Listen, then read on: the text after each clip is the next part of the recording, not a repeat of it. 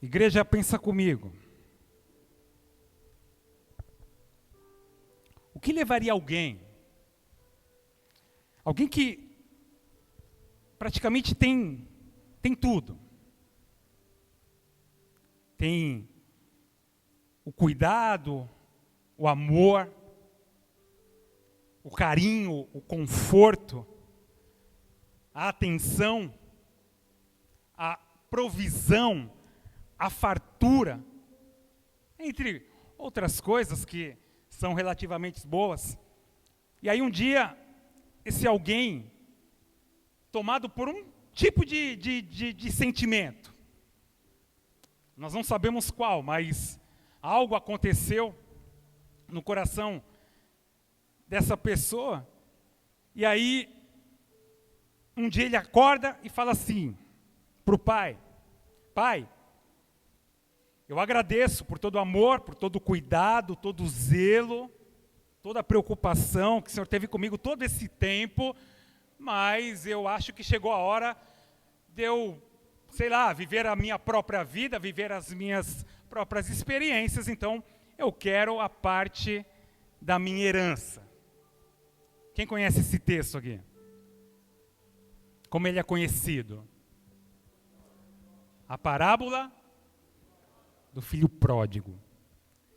E aí eu fiquei pensando, vamos lá. A parábola do filho pródigo, mas peraí. Por quê? A parábola do filho pródigo. Porque essa história, ela é muito conhecida, mas ela não fala de um filho. Tudo bem, tá? Talvez, né, por ter saído de casa e depois se arrependeu e aí voltou. Talvez isso que levou alguém a dar esse título, né? Mas se a gente olha aqui no texto aqui, na história, não é um filho, é um pai e 2 filhos. Um filho que saiu de casa, beleza? Mas um outro filho, que quando esse que saiu de casa se arrependeu, esse outro filho, tomado por algum sentimento também, ele olha para o pai e fala, não, como assim, não é justo. Ele pegou, gastou tudo que ele tinha, né, pegou toda a parte dele, gastou e agora ele volta, não, tô fora. E aí também tem o pai. Então, o primeiro filho, o segundo filho, e também tem o pai. O pai que agora está ali, entre um filho que saiu e que voltou, e agora um filho que estava em casa e que está saindo, está indo embora. Por quê? A parábola do filho pródigo. São 3 personagens importantíssimos no texto, porque cada um tem aqui a sua história. Um pai com 2 filhos, 2 filhos problemáticos, 2 filhos com certas dificuldades sentimentais, emocionais, enfim, 2 filhos diferentes, porém, esses 2 filhos, eles tinham um pai. Então olha para essa pessoa que está aí do teu lado e diz assim para ela, independente das nossas dificuldades, nós temos um pai. Amém? Independente daquilo que eu penso, daquilo que eu vivo, as minhas decisões, que às vezes, que geralmente são decisões que, independente de tudo, nós temos um pai. Eu não vou pregar sobre esse texto, ok? Mas eu quero que você entenda que existe uma essência de um pai, que mesmo tendo 2 filhos problemáticos, ele continuou sendo o pai. Nós estamos no primeiro domingo do ano. Ainda existem mais 359 dias. E muito daquilo que você deseja viver daqui para frente vai depender desses primeiros dias. Salmos 90, 12, não precisa abrir, tá? É só um versículo aqui. Olha o que o salmista fala. Ensina-nos a contar os nossos dias, de tal maneira que alcancemos coração sábio. Então, o segredo de um homem, de uma mulher, não está em contar o ano. O conjunto de 365 ou 366, como nesse ano. O segredo está em você contar dia após dia. Porque a cada dia eu tenho a oportunidade de viver o novo. A cada dia eu tenho a oportunidade de viver novas experiências. A cada dia eu aprendo com os meus erros e com os meus acertos. A cada dia eu tento me entender, eu tento me compreender. Mas a cada dia eu também entendo que eu tenho um pai. E um pai que, independente dos meus erros, dos meus altos e baixos, das minhas inconstâncias, esse pai, ele nunca vai me abandonar. Olha mais uma vez para esse irmão e fala assim: você tem um pai. Feche teus olhos, vamos orar. Pai, esse é o momento da tua palavra. Esse é o momento que nós, Senhor, focamos aqui a nossa mente, o nosso coração. Nós nos desprendemos de tudo. Na verdade, nós criamos uma expectativa, Senhor, para ouvir a tua voz. Nós ouvimos tantas informações, são tantas notícias, são, Senhor, tantas coisas que acontecem no nosso dia a dia, mas nenhuma notícia, nenhuma novidade é tão importante quanto a sua palavra. Por isso vem nessa hora, fala aos nossos corações. Nós precisamos sair daqui hoje de uma forma diferente, nós não queremos sair da mesma forma que nós entramos. Por isso, vem e trabalha no nosso coração. Nós abrimos o nosso coração para que ele seja uma terra fértil, para que venham as sementes, meu Deus, e que nós possamos lá na frente colher os frutos. Em nome de Jesus, glorifica o teu nome nesse lugar e faz uma obra completa em nossas vidas, em nome de Jesus. Amém? Presta atenção, como só começa esse texto, tá? Está lá em Lucas 15, só o comecinho, que ele fala assim: certo homem tinha 2 filhos. Certo homem. Sempre quando a Bíblia ela fala certo homem, ela está se direcionando a alguém. No caso aqui, Deus. Amém? Deus, o pai, tinha 2 filhos. Os filhos lá que nós falamos, filhos problemáticos. Então, esse certo homem, ele é aquele que assume uma paternidade. Alguém que se preocupa com os filhos que tem. Alguém que vê a necessidade de um que saiu, mas que voltou, e do outro que está em casa e que quer sair. Ele é pai. Certo homem tinha 2 filhos, ele é pai, ele exerce a paternidade.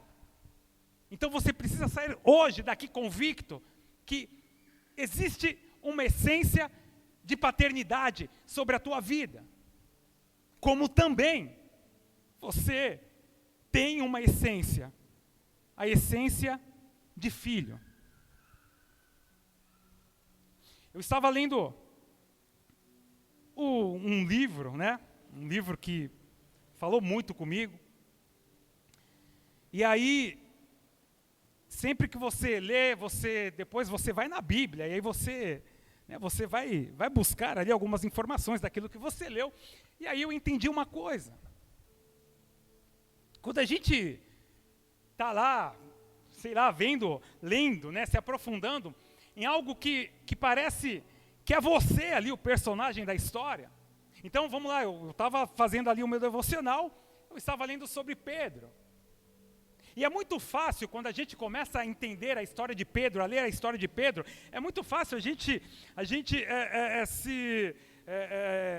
se enquadra muito bem. Por quê? Porque nós somos, a grande maioria aqui é Pedro. Nós somos apaixonados por Jesus, mas nós temos as nossas crises de vez em quando.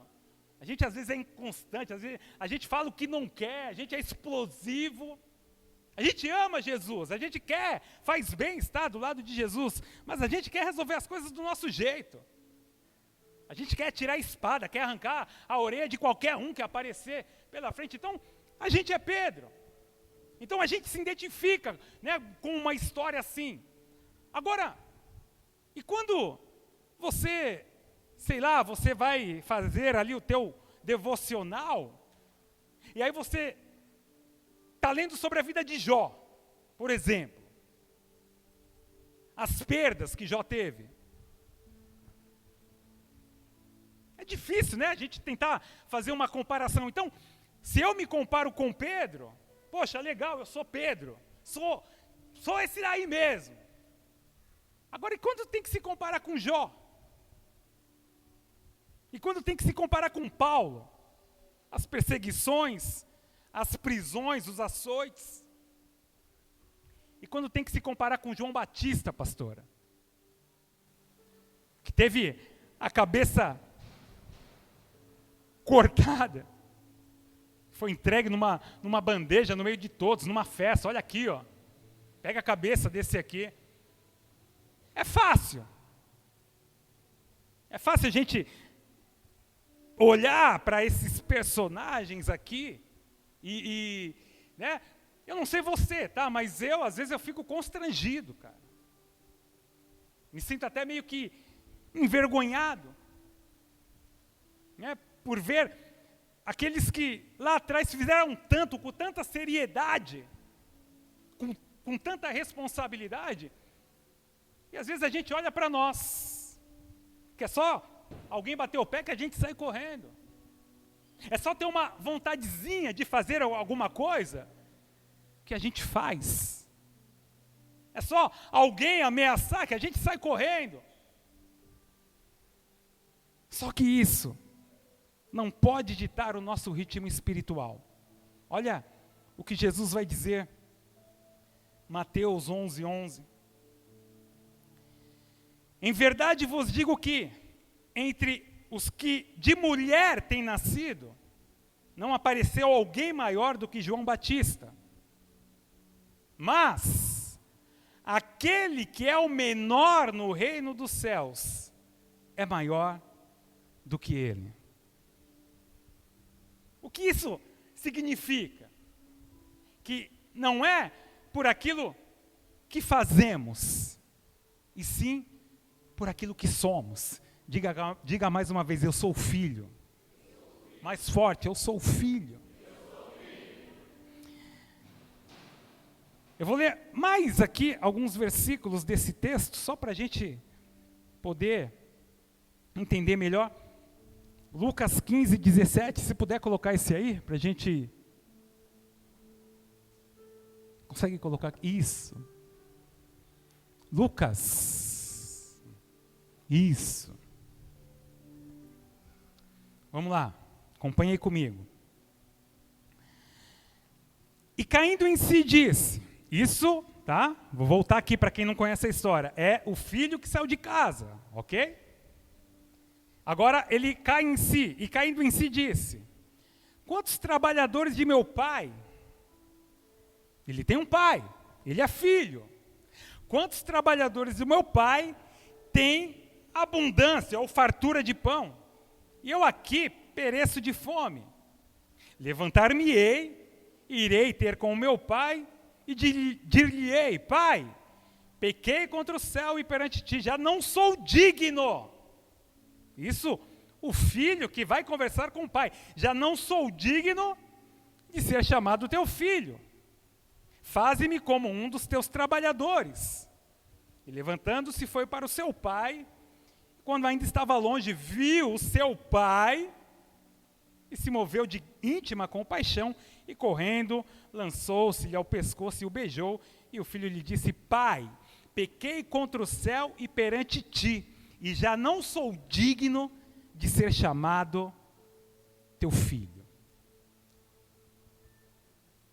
Igreja, a nossa identidade, ela não é definida por nós, ela é definida por Deus. E não pelos nossos erros, pelos nossos fracassos, pelos nossos limites, pelos nossos altos e baixos. É difícil nós entendermos essa ideia, ou essa autoimagem, de que nós somos dignos ou não. Quem aqui já, pensou: poxa, eu não sou digno? A grande maioria, cara. Então, é difícil quando a gente está envolvido ali, né, dentro de um pecado, ou dentro de uma condição que a gente se envolveu, sabendo que não era para se envolver, mas que, enfim, fui lá, fiz. Então é difícil, cara, manter essa ideia, né, de que somos filhos. Principalmente quando a nossa autoimagem, ela está meio que manchada. Ou quando a nossa autoestima está meio que abalada por decisões que nós tomamos. Não é tão simples assim entender que nós temos essa essência de filho, quando nos sentimos perdidos, quando nos sentimos abandonados, quando estamos com o coração sujo. Só que chega até ser meio que assustador, tá? Quando você entende que Deus, Ele tem uma expectativa ao seu respeito.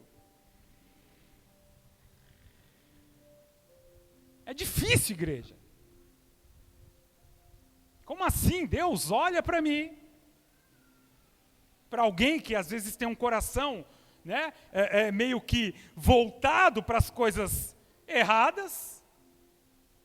É o coração do homem é perverso, é enganoso. E como assim Deus pode olhar para mim e ainda me dizer que tem alguma expectativa ao meu respeito? Expectativa do quê? De fazer o quê? De produzir o quê? De ser quem? Para o reino. É difícil entender isso. A nossa inconstância, os nossos limites, né, o limite humano. Às vezes a gente não consegue segurar a onda. Às vezes a gente não consegue se manter ali dentro de um padrão de filho, de um cristão posicionado. Às vezes a gente chuta o pau da barraca. Às vezes a gente erra mesmo. E como? Com um coração atolado, né, de um sentimento que te cutuca, falando: ó, você errou, tá vendo? Você é fraco, você não consegue, você jamais vai conseguir. Como que a gente mantém clara essa ideia de que nós somos filhos? Sabe onde está o segredo? Porque a forma que nos vemos, determina aonde nós vamos chegar. Provérbios 23:7 diz assim: porque como imagina o homem na sua alma, assim ele é. As nossas atitudes, elas serão bem diferentes. Se ao invés de você se enxergar como um pobre coitado, você começar a se enxergar como filho. Sim, porque é isso que nós, às vezes, nos enxergamos em nós. Eu sou um pobre coitado, eu não consigo mesmo. É sempre isso, quando parece que eu vou, né, quando vai fluir, eu acabo errando. Se sempre você olhar para você dessa forma, você vai continuar sendo assim. Vai passar 5, 10 anos e você vai continuar sendo esse pobre coitado. A minha força, a minha confiança e a minha segurança, elas nascem no sentimento de aceitação, de aprovação, de pertencimento. Porque sem o sentimento de pertencimento em Deus, a minha vida será uma vida de altos e baixos, de fracassos. Eu vou me sentir inseguro, apreensivo, na defensiva, sempre esperando o pior. Romanos 12, 2 vai nos dar uma clara ideia aqui daquilo que nós devemos fazer. Diz assim: e não vos conformeis com este século, ou com esse mundo, mas, presta atenção, transformai-vos pela renovação da vossa mente, da nossa mente, para que experimenteis qual seja a boa, agradável e perfeita vontade de Deus. Sabe o que é nítido aqui nesse texto? É que Deus, Ele tem para nós uma vontade. E essa vontade, ela é boa, ela é perfeita e ela é agradável. Mas se na tua mente você não tem essa renovação ou essa transformação, entende? A mente negativa. Ai, tudo dá errado. Tudo, né, eu já sabia que isso ia acontecer, sabe? Aquela ideia, né, de que você sempre será um fracassado. Você precisa mudar isso hoje. A renovação de mente. Existe uma vontade de Deus sobre a tua vida, ela é boa, ela é perfeita e ela é agradável, só que vai exigir de mim, de você, uma renovação. Porque se eu tenho uma boa mentalidade espiritual em Deus, as coisas ficam diferentes. Porque uma mente renovada é uma mente que me faz viver novas experiências. É uma mente que me ensina a compreender que existe um novo de Deus e que Deus quer derramar esse novo na minha vida. Uma mente renovada, ela é incubadora de sonhos. Quando você tem essa transformação, você passa a ter a convicção de que Deus te chamou e que Ele te separou para que você viva o melhor. Então, um dos principais segredos para transformar a mente do homem é entender o significado do perdão de Deus. Diga, o perdão de Deus. Porque se eu não entendo o perdão do Senhor, a sombra de culpa sempre vai estar ao meu lado. Então, sei lá, você é um cristão, né, você vem para a igreja, né, você tenta lá ser, né, o mais regrado possível, né, então você caminha, você anda, acontece lá as coisas e tal. Só que se você não entende o perdão, tá? Essa sombra do erro, ela vai te acompanhar no seu dia a dia. Você vai se sentir o quê? Inseguro, desprotegido, sendo que o Pai, ok? Que tem expectativa ao teu respeito, e que independente dos teus problemas, das tuas dificuldades, esse Pai, Ele continua sendo teu Pai. E você continua sendo o filho dele. Ah, mas eu estou sendo um filho, sei lá, um filho mal criado. Tudo bem, mas ele continua sendo teu pai. E você precisa entender isso.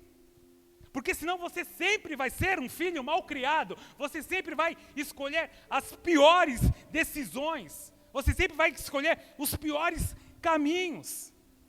Se eu creio que Deus me perdoa, mas eu continuo vivendo como se eu não fosse perdoado, não adianta nada.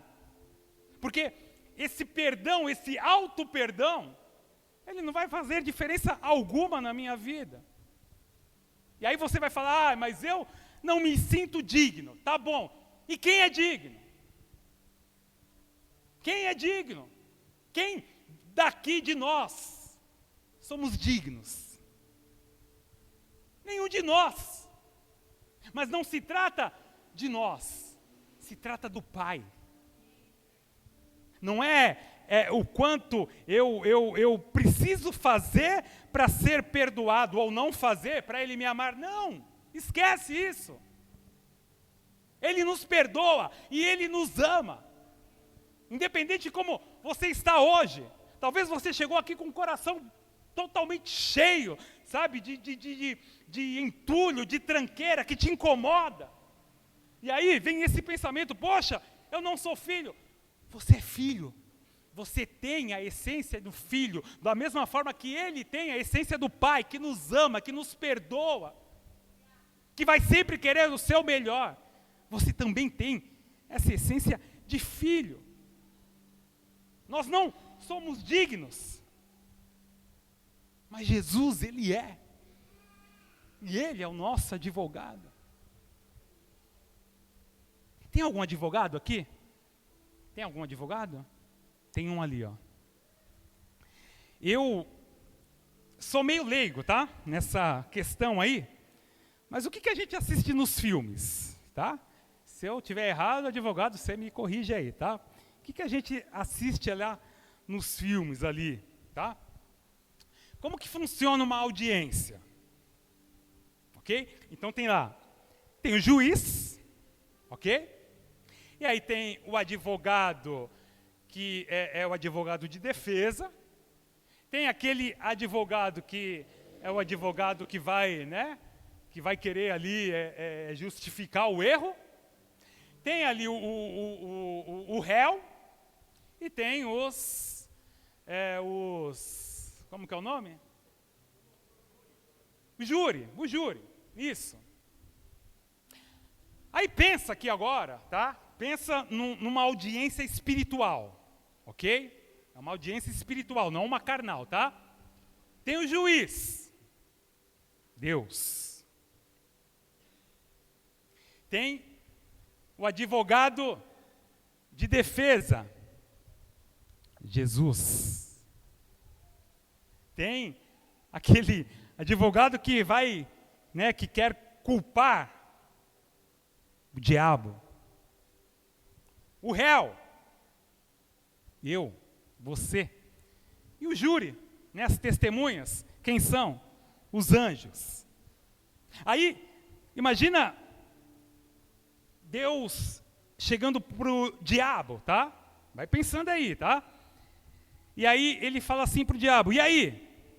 O que você tem de acusação na vida dele? Aí o diabo vai abrir lá a pastinha dele, vai falar assim, ó, olha aqui, dia 20 de outubro, ele pecou. Estão aqui as provas, e aí ele mostra tudo para Deus. Aí Deus olha para o advogado de defesa, que é Jesus, e vai falar assim, e aí? O que você fala? As provas estão aqui.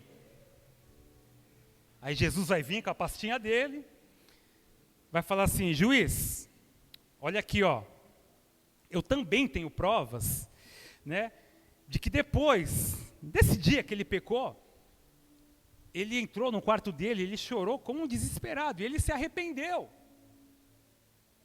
Aí Deus vai olhar para o júri, para os anjos, vai falar assim, e aí, o que vocês acham? Aí os anjos se reúnem ali e tal, vão falar assim, Senhor, nós nos reunimos aqui e se ele se arrependeu, não há culpa. Deus vai olhar para o diabo e vai falar assim, e aí, diabo, quer recorrer? O diabo vai falar, lógico que eu quero. Olha aqui, ó, tem mais esse BO dele aqui, ó. Olha lá, ó, traiu a esposa na cara dura, na cara larga, nem pensou nos filhos e não sei o quê. Aí Deus vai chegar para Jesus e vai falar, e aí, Jesus? Tá aí, ó. Jesus vai abrir a pastinha dele de novo e vai falar, opa, mas peraí. Olha aqui, ó. Depois desse acontecimento, o que ele fez? Ele sentou com a esposa. Ele falou a verdade. Ele chorou. Ele pediu perdão. Ele está tentando, né, a cada dia ser um marido melhor. Ele parou com isso. Foi um erro, foi um tropeço. Enfim. Anjos, e aí? O que vocês decidem? Bom, Senhor, tem lá, né, tem aqui a culpa, mas se ele se arrependeu, ele é inocente. É mais ou menos isso na nossa vida. Esse tribunal, ele é constante, sabe? É constante. É um querendo te acusar, porque você fez, porque você é esse pecador, e aí que nos justifica, fala, opa, peraí, não. Ele pode até ter errado, mas existe o arrependimento. Existe o perdão de Deus. Então você precisa entender isso hoje. Que da mesma forma que nós falhamos, que nós erramos, que às vezes você se envergonha por aquilo que você acabou de fazer, existe um perdão. Existe um Pai, amém? Que vai lutar pela liberdade do seu filho. Ele é Jesus, amém? Nós não somos dignos de nada, mas porque Ele nos ama, porque nós temos um Pai que tem uma essência. O que Ele fez um dia, quando não tinha mais saída, quando não tinha mais nada o que fazer? Ele pega o próprio filho, e Ele entrega esse filho para a morte, para morrer por mim e por você. Ou seja, Jesus te representa. Jesus é o teu advogado. Então para de viver com essa condenação dentro de você. Por quê? Porque o pecado tortura. O pecado condena. Você acaba se auto-sabotando. Isso não só afeta a tua vida, a vida da tua família, isso afeta o teu relacionamento com Deus e te afasta do teu propósito. Até porque é muito mais fácil nós nos escondermos atrás dos nossos erros, amém? Do que entender a questão do perdão. Então, geralmente quando a gente peca, quando a gente erra, o que a gente faz? A gente se esconde. A gente sai da igreja. A gente se afasta das pessoas. Como se a igreja ou as pessoas tivessem algum problema com você. Não. Quando nós fazemos isso, quando nós nos afastamos e achamos que as pessoas vão nos julgar, sabe quem vai te julgar? Sabe quem vai te condenar? Aquele que te fez pecar. Não é a igreja. Não são os irmãos da igreja. Porque às vezes parece que a igreja é o pior lugar, né? A gente chega na igreja arrebentado, zerado de tudo. E aí a igreja recebe, trata bem, cuida. E aí você peca. O que você faz? Você some. Some, como, né, se os irmãos tivessem culpa do seu erro. O diabo, ele usa esse tipo de estratégia. Some mesmo, porque as pessoas vão te julgar. As pessoas vão te condenar. As pessoas vão falar de você, vão apontar o dedo para você. E aí você cai nessa. Você sai, você some. Automaticamente, quando a gente faz isso, quando a gente dispersa, automaticamente a gente está voltando para o mesmo caminho. O caminho do pecado, o caminho do erro. Então você precisa sair daqui hoje entendendo que, independente se você errou, independente qual tenha sido a tua decisão que você tomou, você é amado, não só por Deus, tá? Primeiro por Deus, ok? Que esse é o amor principal, porque é Ele que te justifica. Mas você também é amado pelos pastores dessa igreja, pelos líderes, pelos irmãos. Às vezes alguns somem aqui. E aí quando a gente se reúne, qual é o comentário? É o irmão que sumiu. Porque a gente se preocupa. E a gente pergunta, onde ele está? Como que ele está?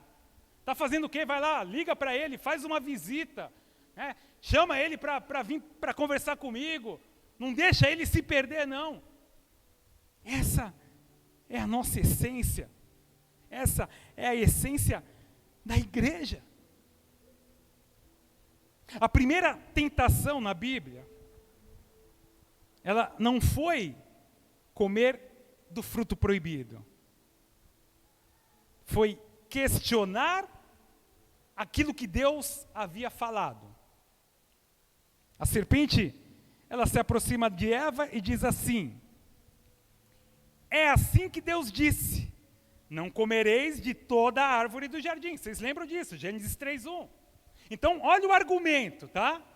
Ela não chegou e falou, não, né? Come isso aí.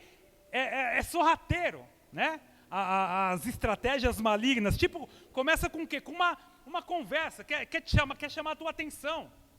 Quer que você dê ouvidos àquilo que ela está falando. Né? Então, a serpente, quando ela está ali cara a cara com Eva, qual é o raciocínio? Poxa, eu preciso chamar a atenção, de alguma forma. Então, ela lança isso aqui.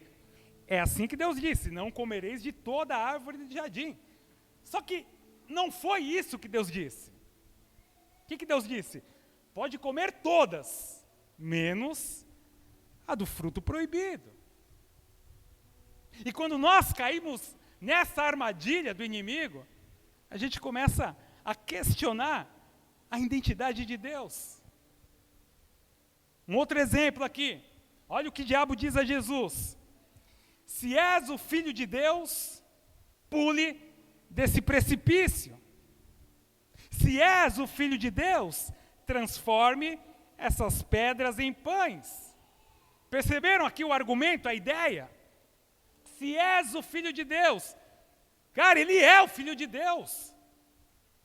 Poucos momentos atrás, o que ele ouve? Lá, quando ele sai lá do rio em que ele foi batizado, vem uma voz do alto dos céus dizendo assim, este é o meu Filho amado, em quem eu tenho prazer, em quem me comprazo. Então, a estratégia do Satanás, do diabo, sempre vai ser colocar dúvidas sobre a tua identidade e também a identidade de Deus.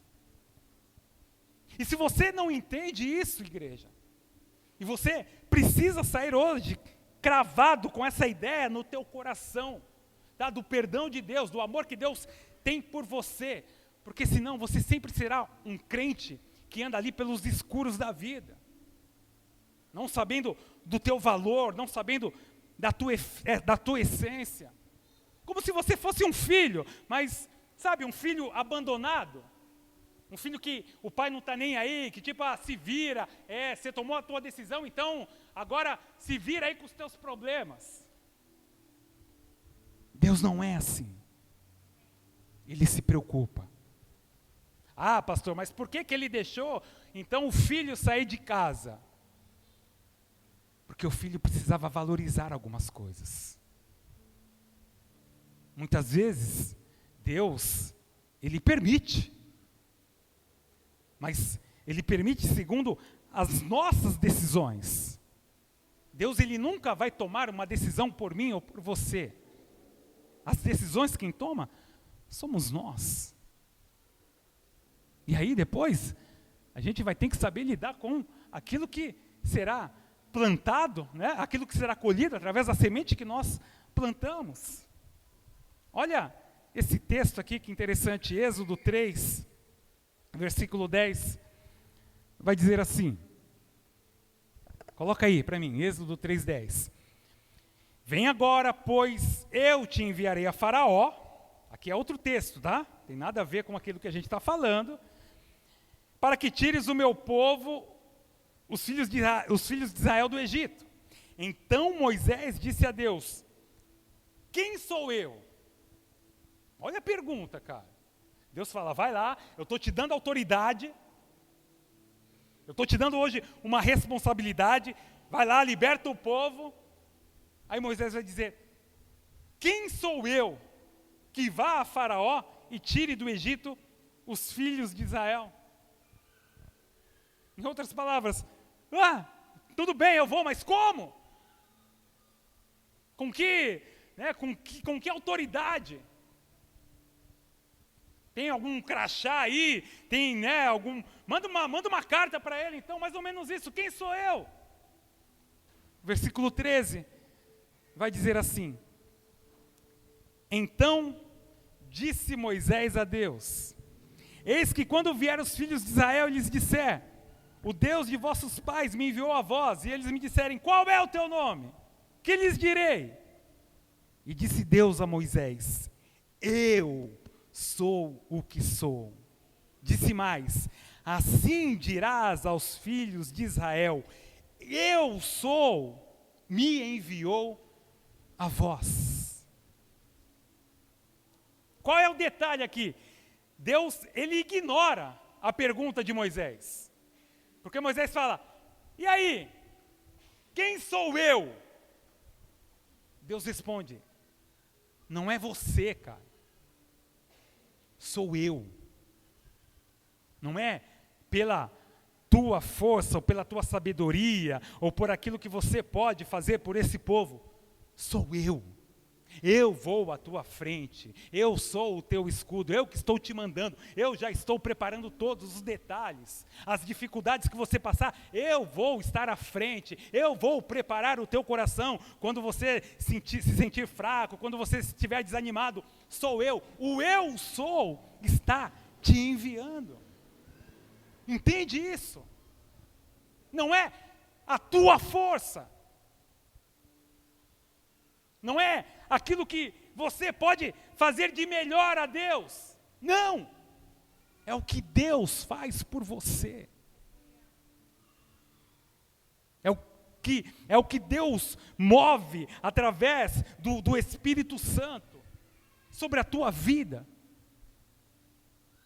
Às vezes a gente se sente, sabe, meio que perdido. Porque você quer fazer alguma coisa em pró-reino, né? Você quer, sei lá, estabelecer, sei lá, casas, terras, enfim, tá? Tudo é pertinente ao reino de Deus. E às vezes vem uma cobrança excessiva sobre a tua vida.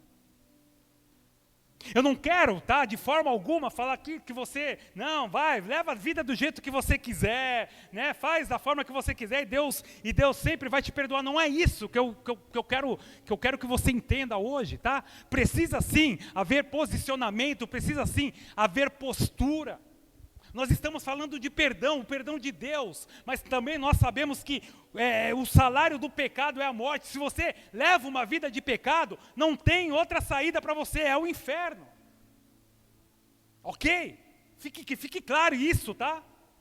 Você não vai viver a vida, né, como se não existisse amanhã. Não, Deus sempre vai me perdoar, não é isso.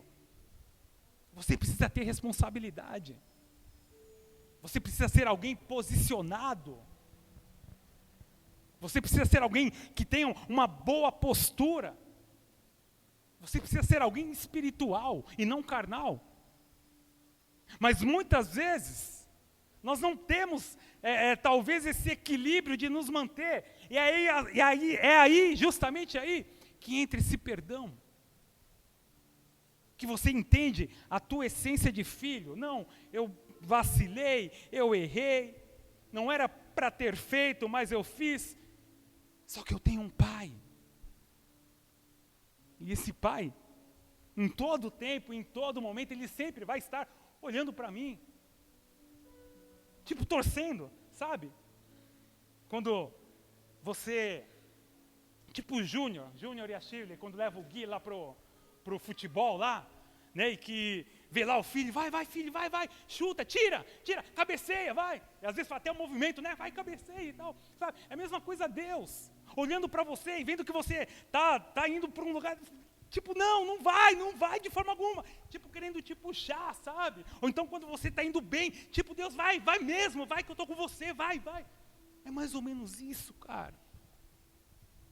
Essa é a essência do pai. O pai que sempre vai querer ver o filho andando bem. O filho feliz. Quem é pai aqui? Mãe. Tem felicidade maior do que você ver o teu filho bem? Fala. Não tem, cara. Quer ver um pai, uma mãe triste? É o filho tá mal. Você pode até estar mal com os teus problemas, as tuas dívidas. Você encara. Tipo, o problema é meu, eu vou dar um jeito. Agora, quando o problema é com o teu filho, quando não é você que está ligado diretamente, né? Quando é o teu filho que, sei lá, está com aquelas, né, uns pensamentos meio estranhos, né? Que às vezes, sei lá, se corta, fala, ai, estou cansado da vida. Cara, o coração do pai fica arrebentado, cara. Você não consegue dormir, você não consegue fazer mais nada. Essa é a essência do pai. Deus, ele tem esse mesmo pensamento ao teu respeito. Quando você peca, ele fica triste, ele chora. Mas quando você escolhe andar por um bom caminho, viver o bom, o perfeito e agradável, que é a vontade dele, ele fica feliz, ele comemora, ele fala, é isso aí, filho, é isso aí, vai mesmo, viva esse melhor. Então, quando Moisés aqui, ele faz essa pergunta, tipo, mas quem eu sou? Cara, você é filho. Você é filho, você tem essa autoridade. Sou eu que estou no controle, sou eu que estou no comando. Você é apenas o canal que vai ser usado, mas quem cuida de tudo sou eu. E isso precisa entrar na nossa mente para nós pararmos de carregar um peso que não é nosso. Sabe, aquela cobrança excessiva. Eu tenho que fazer, eu tenho que ser, eu tenho. Nós não temos nada. A única coisa é saber que somos filhos. E que temos um pai. E que esse pai, em todo tempo, em todo momento, ele quer o nosso bem.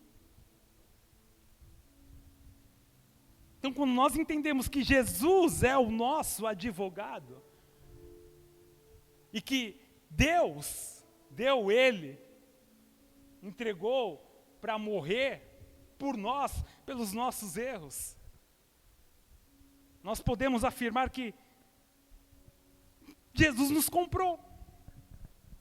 Amém? Diz isso para o seu vizinho, Jesus te comprou. Fala mais alto, Jesus te comprou.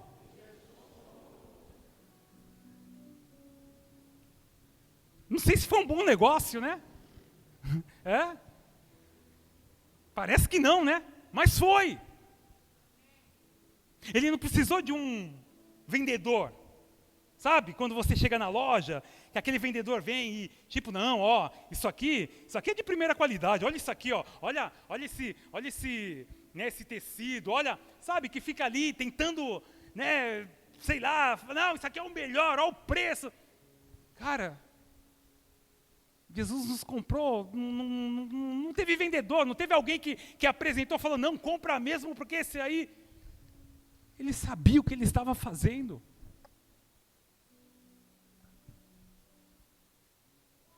Tipo aquela, sei lá, aquele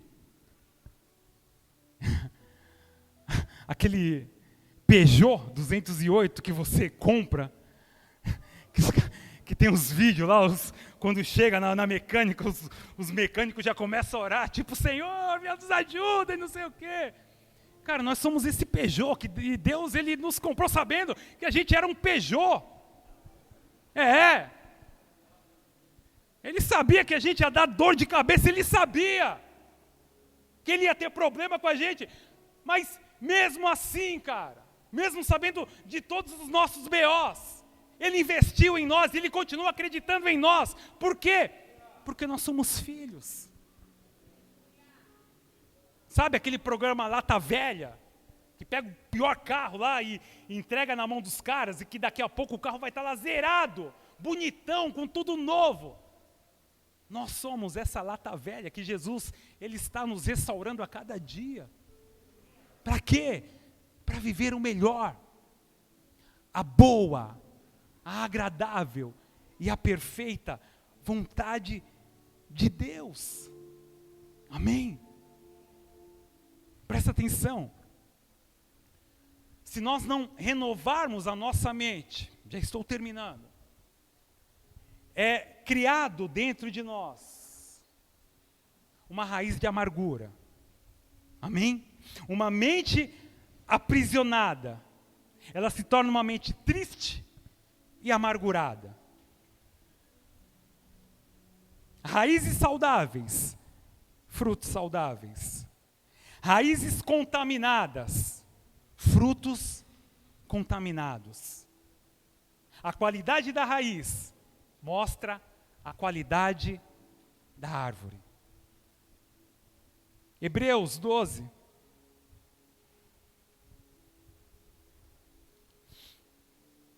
Hebreus 12, 14.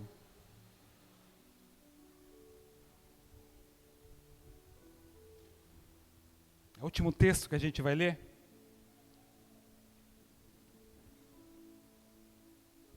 Diz assim: segui a paz com todos e a santificação, sem a qual ninguém verá o Senhor, tendo cuidado de que ninguém se prive da graça de Deus e de que nenhuma raiz de amargura, vou repetir, e de que nenhuma raiz de amargura brotando vos perturbe e por ela muitos se contaminem. Raiz de amargura.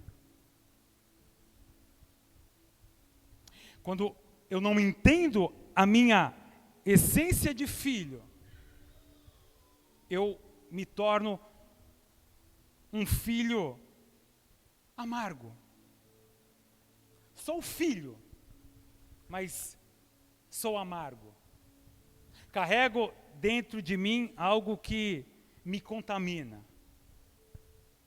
E o problema aqui da raiz de amargura é que não é uma doença que a gente percebe, sabe? Quando você está com, sei lá, catapora, cachumba, sabe, essas doenças que logo você fala, não, é isso aí. É algo que te pega, cara, e você não percebe. É algo camuflado, ele se esconde, ele se disfarça, ele é sutil, ele é sorrateiro.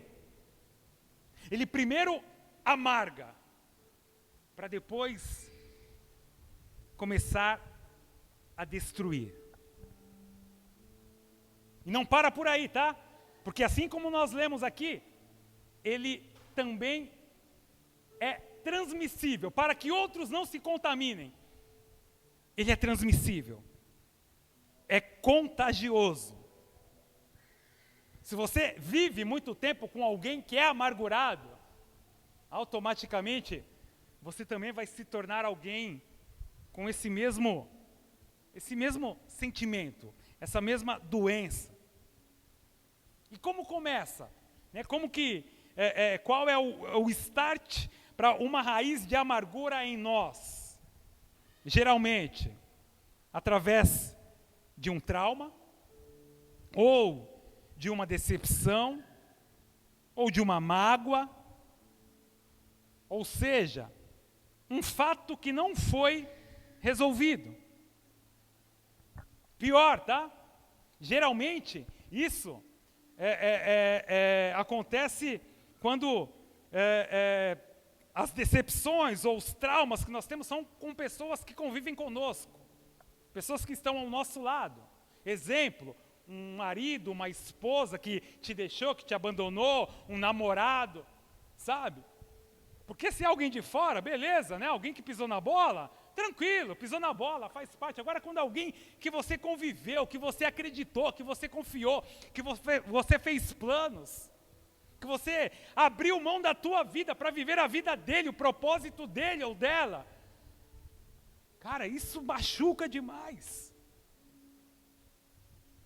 E aí, essa raiz, ela entra dentro de você, ela começa a se alojar, ela se esconde, principalmente dentro do teu coração. É por isso que Salomão, ele diz assim, sobre tudo que se deve guardar, guarda o teu coração, porque dele procedem as saídas da vida. Nós precisamos aprender a guardar o nosso coração. A amargura, ela causa isolamento, afastamento. A amargura nos priva do favor imerecido, ou seja, da graça de Deus. Perceba que nesse texto que nós lemos aqui em Hebreus, o escritor ele faz um contraste entre santidade e amargura. Isso significa dizer que até a raiz, sabe, aquela raiz que a gente carrega da graça, que nós sabemos que somos salvos pela graça, até isso, a amargura, ela acaba roubando de você.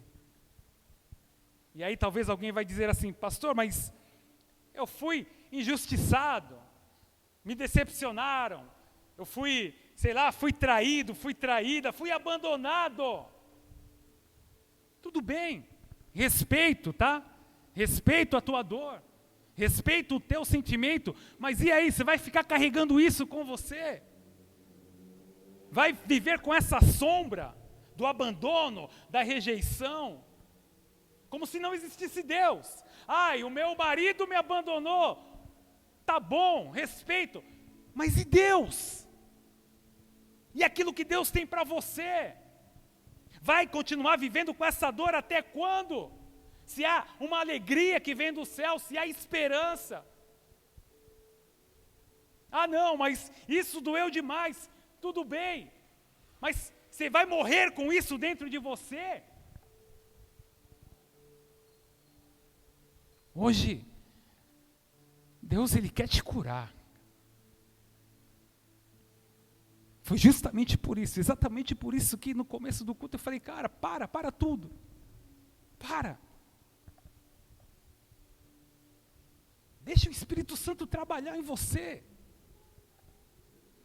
Para de se culpar, para de se autocobrar. Essa autocobrança que, sabe, eu vou morrer. Para. Você não vai morrer nada. Você tem um Pai. Ele te ama. Ele sabe o que você está vivendo. Ele conhece as suas dores. Ele vê quando você está lá chorando, desesperado, no seu cantinho ali, tipo, caramba, mais uma vez eu não consegui. O Pai está vendo. E o que mais Ele quer fazer, cara, com você, é te livrar de toda essa raiz maligna, que te perturba, que te incomoda, que faz achar que você não merece, que você não é digno. E Ele quer te dar um coração novo hoje. Amém? Deus, Ele quer te limpar por completo. Ele quer fazer a obra completa na tua vida. O problema não se dá numa traição.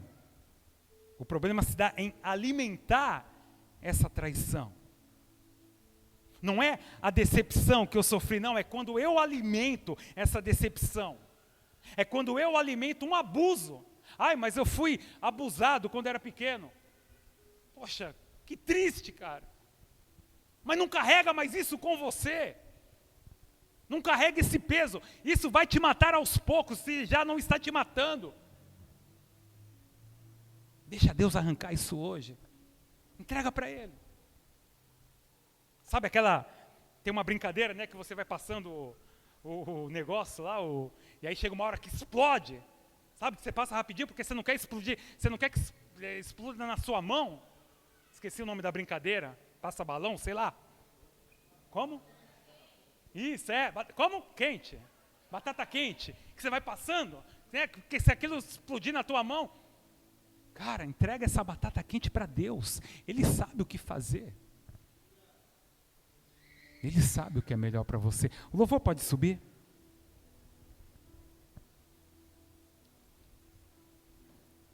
Talvez foi exatamente por isso que Davi, ele fez uma oração. Perfeita a oração dele. Quando ele estava vivendo um pior momento da sua vida. Ele disse assim, presta atenção. E aqui a gente encerra. Senhor, Tu me sondas e me conheces. Tu conheces o meu assentar e o meu levantar. De longe entendes o meu pensamento. Cercas o meu andar e o meu deitar e conhece todos os meus caminhos. Sem que haja uma palavra na minha língua. Eis que, ó Senhor, tudo conheces. E aí aqui ele encerra. Presta atenção. Sonda-me, ó Deus, e conhece o meu coração. Prova-me e conhece os meus pensamentos. Vê se há em mim, olha o que o salmista está dizendo, vê se há em mim, enxerga por favor, vê se há em mim algum caminho mau e guia-me pelo caminho eterno. O salmista estava dizendo, Senhor, vê se há em mim alguma dor, alguma ferida, uma marca do abuso, da decepção, um trauma, alguma raiz que se infiltrou aqui dentro de mim, do meu coração, disfarçada, e que aos poucos vem me consumindo, que aos poucos vem roubando a minha alegria, a minha esperança, que quando eu penso que eu vou ficar bem, aí que é pior, que aí vem esse sentimento e me arrasta para o meu quarto de novo, eu começo a tomar os meus remédios, eu começo a pensar um monte de besteira. Então vê se há em mim algum tipo de sentimento desse nível e destrói. Vê se há em mim algum caminho mau e me tira desse caminho, me leva para um caminho seguro, para um caminho de vida. Por quê? Porque o Senhor me conhece. Entenda aqui que o salmista ele pode até identificar esse sentimento, mas ele não tem forças para lutar contra. Então, é quando ele pede para Deus, vê se há em mim algum tipo de sentimento desse jeito e me ajuda. E eu encerro dizendo que raízes amargas amargam a vida, amargam o chamado, amargam a alegria. Raízes amargas faz de você um filho amargo. E essa não pode ser, de forma alguma, a sua essência. A sua essência é de filho. Um filho amado pelo Pai. Um filho que Ele vai te fazer de tudo para te ver bem e para viver a boa, agradável e a perfeita vontade dEle. Em nome de Jesus, feche teus olhos. Feche teus olhos.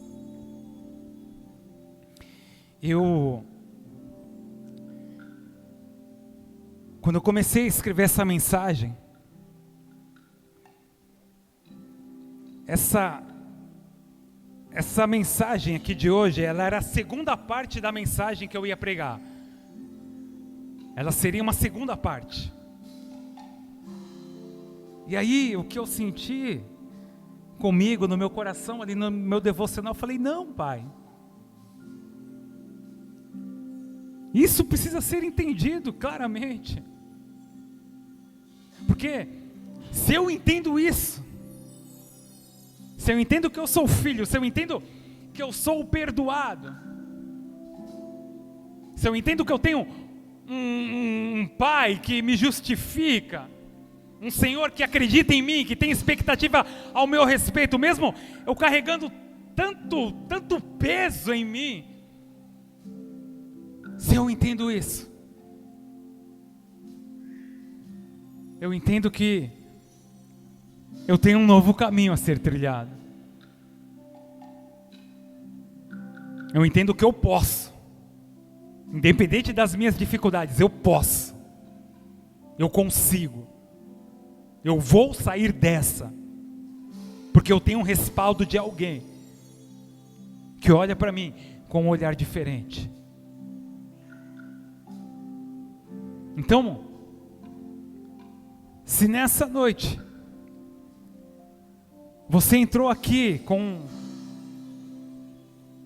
algum sentimento parecido, e eu quero dizer que não é a linha de pregação que eu estou acostumado. Então, foi um grande desafio eu poder tocar nesse ponto, mas eu creio que hoje aqui existem pessoas que estão aprisionadas, pessoas que sofreram decepções, que carregam traumas, que talvez foram abusadas lá atrás, e que isso se disfarçou dentro de você com algum outro tipo de sentimento, e agora parece que as coisas estão piorando. Tipo, essa batata acho que vai estourar na minha mão, eu não aguento mais, eu não aguento mais, está difícil, está pesado. Sonda-me, ó Deus, Tu me conheces, Tu conheces o meu deitar, o meu levantar, o meu falar, o meu agir, o meu pensar.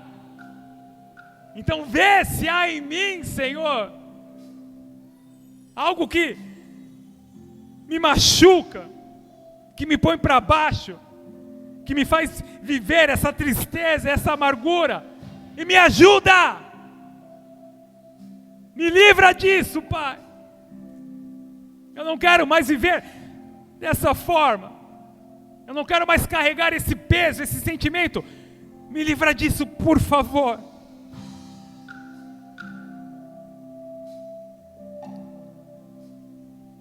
Se esse é você, se essa declaração do salmista é a tua declaração hoje, pedindo esse socorro para Deus, pedindo para entender o perdão de Deus, se esse é você, se você entrou aqui hoje com um sentimento parecido, com um aperto no coração, com essa dor que incomoda tanto, a ponto de não deixar você dormir mais, se coloca de pé no teu lugar. Se esse é você, se você se identificou com essa palavra, se coloca de pé no teu lugar. Aleluia, aleluia, aleluia, aleluia, aleluia. Se você carrega algum peso de um pecado, de um erro, de alguma coisa que você fez, se coloca de pé no teu lugar. Deus hoje vai deixar você limpinho. Sabe quando você leva um carro no lava rápido que chega todo sujo, fedido, e você fala, nossa, olha o meu carro. Deus vai fazer o mesmo hoje. Deus vai te dar um banho completo. Você vai sair daqui zerado hoje, sem nenhum peso de acusação, sem nenhuma vergonha, sem se sentir humilhado, sem se sentir rejeitado. Então se coloca de pé no teu lugar. Aleluia, aleluia. Aleluia, aleluia, aleluia. Coloca a mão no teu coração.